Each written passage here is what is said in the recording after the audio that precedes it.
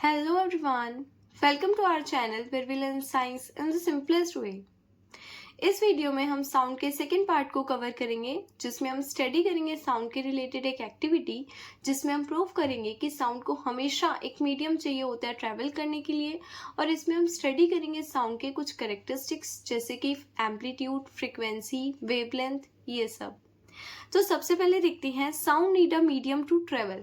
अब देखो साउंड को हमेशा एक मीडियम चाहिए होता है ट्रेवल करने के लिए।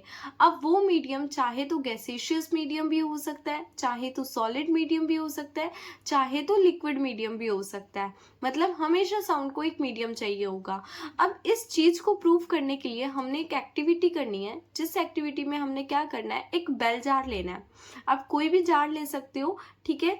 हमने एक बेल जार लिया और उस बेल जार में हमने एक इलेक्ट्रिक बेल डाल दी और उसको बंद कर दिया कॉर्क से, ठीक है। बेल जार लिया, बेल जार के अंदर एक इलेक्ट्रिक बेल डाली और उसको कॉर्क से बंद कर दिया और कॉर्क के ऊपर हमने क्या करा, इलेक्ट्रिक बेल जो है हमने डाली हुई है उसका कनेक्शन लगा दिया, ठीक है। और इस जार के एंड को हमने कनेक्ट कर दिया एक वैक्यूम पंप से। मतलब इस जार में हमने एंड पे लगा दिया एक वैक्यूम पंप। अब वैक्यूम पंप क्या करेगा, धीरे धीरे सारी की सारी जो एयर को अपने बेल जार से खींच लेगा, ठीक है। ये वैक्यूम पंप क्या करेगा, इस जार में से जितनी भी जो एयर है वो क्या करेगा, खींच लेगा, ठीक है। अब आपने क्या करना है, इस इलेक्ट्रिक बेल का जैसे ही आप स्विच ऑन करोगे तो आपको इस इलेक्ट्रिक बेल की जो आवाज है वो सुनाई पड़ेगी, ठीक है। ये इलेक्ट्रिक बेल बजेगी, जैसे ये बेल बजेगी तो आपको इसकी साउंड सुनाई पड़ेगी, ठीक है। और देखो साउंड जो है वो धीरे धीरे कम होती जाएगी। कम क्यों होती जाएगी साउंड, क्योंकि जो एयर है वो वैक्यूम पंप धीरे धीरे क्या कर रहा है, खींच रहा है। और जैसे ही बहुत सारी एयर इस बेल जार में से निकाल ली जाएगी, ठीक है, ये जो वैक्यूम पंप है वो सारी की सारी एयर को वैक्यूम कर देगा, ठीक है। तो क्या होगा, आपको इलेक्ट्रिक बेल की जो साउंड है वो सुनाई नहीं पड़ेगी, बहुत कम साउंड सुनाई पड़ेगी आपको, ठीक है। तो ये क्यों हो रहा है, क्योंकि बेल जार के अंदर कोई मीडियम बचा ही नहीं है, एयर वाला मीडियम जो बचा ही नहीं है। अब साउंड ट्रेवल कैसे करेगा, ठीक है। तो यही हमारी जो एक्टिविटी थी प्रूफ करने के लिए कि साउंड को हमेशा एक मीडियम चाहिए होता है ट्रेवल करने के लिए, ठीक है। तो इसमें एक्सपेरिमेंट में क्या है, साउंड एंड एयर मीडियम, ठीक है। हमने साउंड और एयर मीडियम का एक्सपेरिमेंट करा है। सेटअप कैसे करा है, electric bell place inside an air tight glass. Electric bell को एक air tight glass bell jar के अंदर लगाया और उस बेल जार को हमने वैक्यूम पंप से कनेक्ट कर दिया। ऑब्जर्वेशन में क्या लिखेंगे, bell ring and sound is heard when air is present. आपको जो इलेक्ट्रिक बेल की जो साउंड है वो सुनाई देगी तब तक जब तक उसके अंदर एयर प्रेजेंट है, ठीक है। As air is gradually removed using the vacuum pump the sound become fainter. जैसे जो एयर है वो वैक्यूम पंप धीरे धीरे क्या कर रहा है, रिमूव कर रहा है बेल जार में से, तो जो साउंड है वो भी क्या होती जाएगी, कम होती जाएगी, ठीक है। और जब बहुत सारी जो एयर है वो रिमूव हो जाएगी तो आपको बहुत कम आवाज सुनाई पड़ेगी। मतलब आप एक तरीके से बोल दो आपको आवाज सुनाई पड़ेगी ही नहीं उसकी। If all air is remove the sound can not be heard. अगर सारी की सारी जो एयर वैक्यूम पंप अगर कंज्यूम कर लेगा, अगर निकाल देगा एयर को, तो आपको बिल्कुल भी साउंड सुनाई नहीं पड़ेगी। तो कंक्लूजन क्या निकला कि sound can not travel in vacuum, कि जो साउंड है वो वैक्यूम में ट्रेवल नहीं करता, उसको एक मीडियम चाहिए ही होगा, चाहे वो एयर हो, चाहे वो सॉलिड हो, चाहे वो गैस हो, ठीक है। तो यहाँ पे गैस का जो मतलब साउंड का जो मीडियम है वो उससे ले लिया गया, इसीलिए साउंड की आवाज आपको नहीं पड़ी। Sound wave are also called as mechanical wave. अब देखो साउंड वेव्स को हमेशा मैकेनिकल वेव्स भी बोलते हैं। अब ये मैकेनिकल वेव्स क्या होती है, मैकेनिकल वेव्स का मतलब होता है वो वेव्स जिनको कोई मीडियम चाहिए होता है ट्रेवल करने के लिए। अब मीडियम के बेस पे हम वेव्स को डिवाइड करते हैं दो पार्ट में, एक मैकेनिकल वेव और एक करते हैं हम इलेक्ट्रोमैग्नेटिक वेव। एक मैकेनिकल वेव और एक इलेक्ट्रोमैग्नेटिक वेव। मैकेनिकल वेव्स क्या होती है, मैकेनिकल वेव्स वो वेव्स होती हैं जिनको कोई ना कोई मीडियम चाहिए होता है ट्रैवल करने के लिए।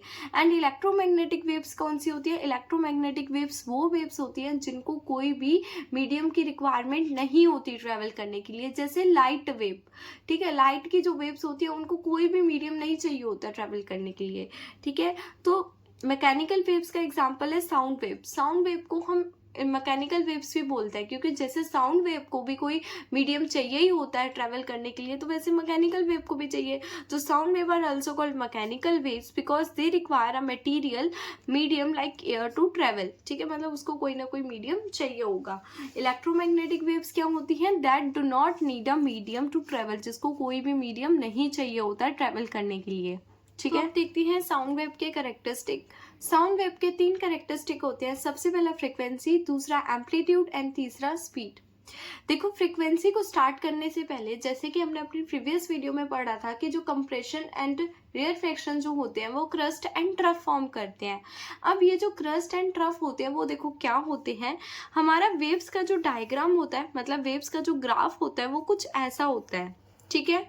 अब इसकी ये जो ऊपर वाली जो वेव्स होती हैं उनको हम बोलते हैं कंप्रेशन, ठीक है, उनको हम बोलते हैं कंप्रेशन।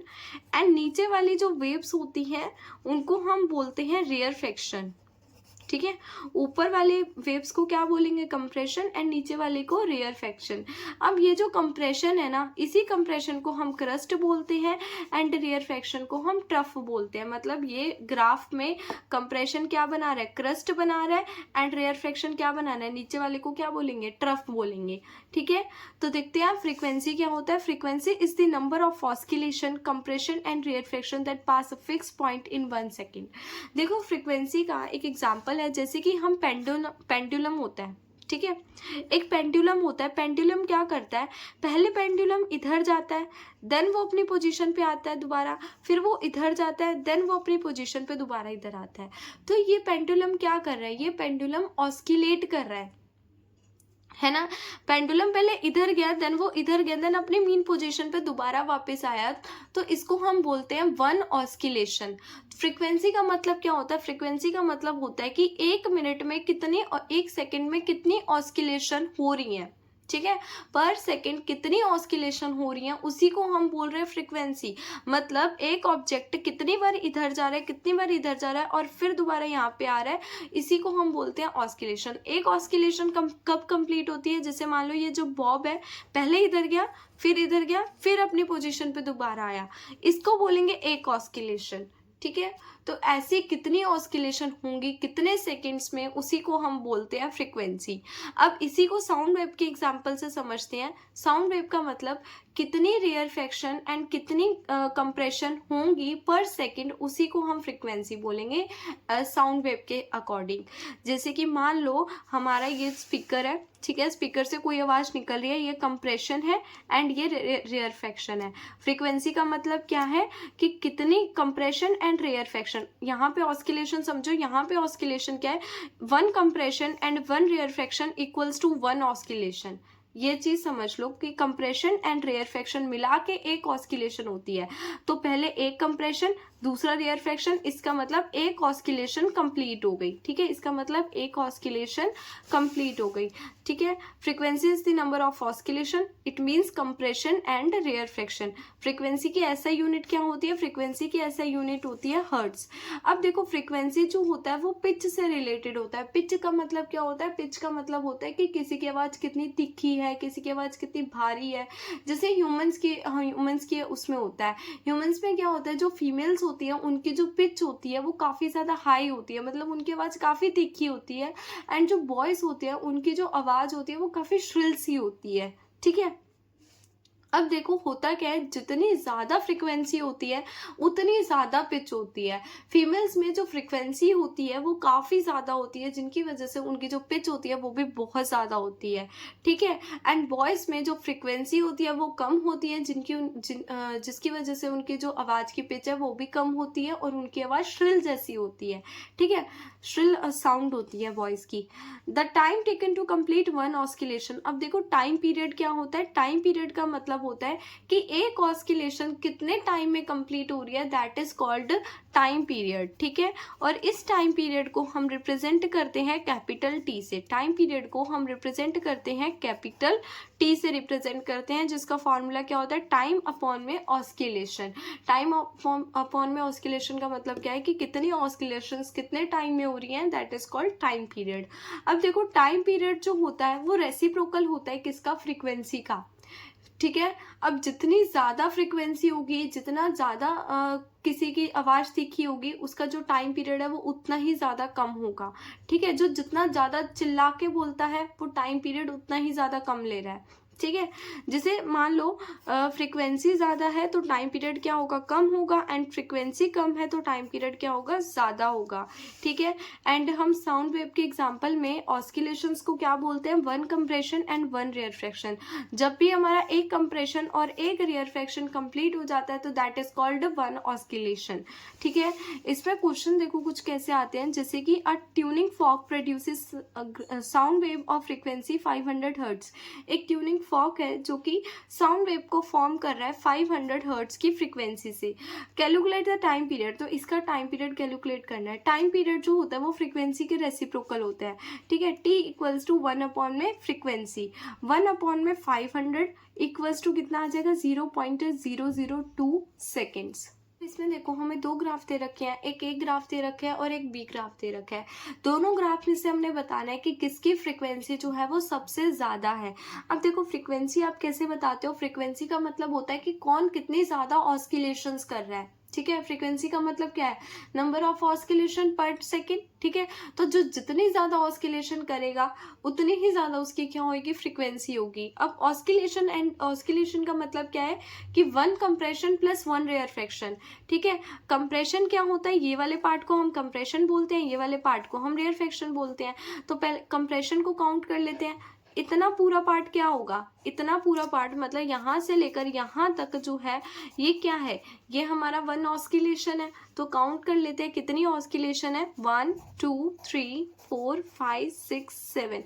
तो यहाँ पे ए वाले ग्राफ में हमारी 7 ऑस्किलेशन हो रही है, मतलब इसकी जो फ्रीक्वेंसी है वो कितनी है, 7 है।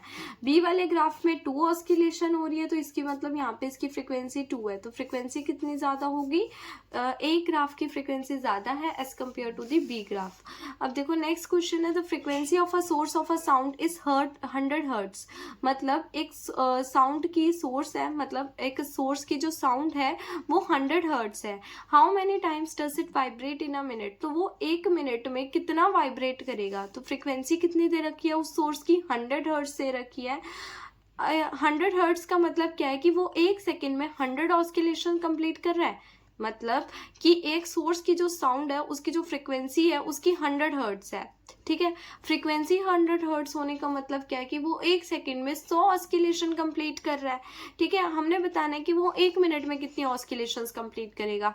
तो आपको क्या करना है, 1 मिनट को निकालने के लिए आपको 100 को 60 से मल्टीप्लाई कर देना, तो दैट इज कॉल्ड 6000 हर्ट्ज हमारी क्या आ जाएगी, फ्रीक्वेंसी आ जाएगी।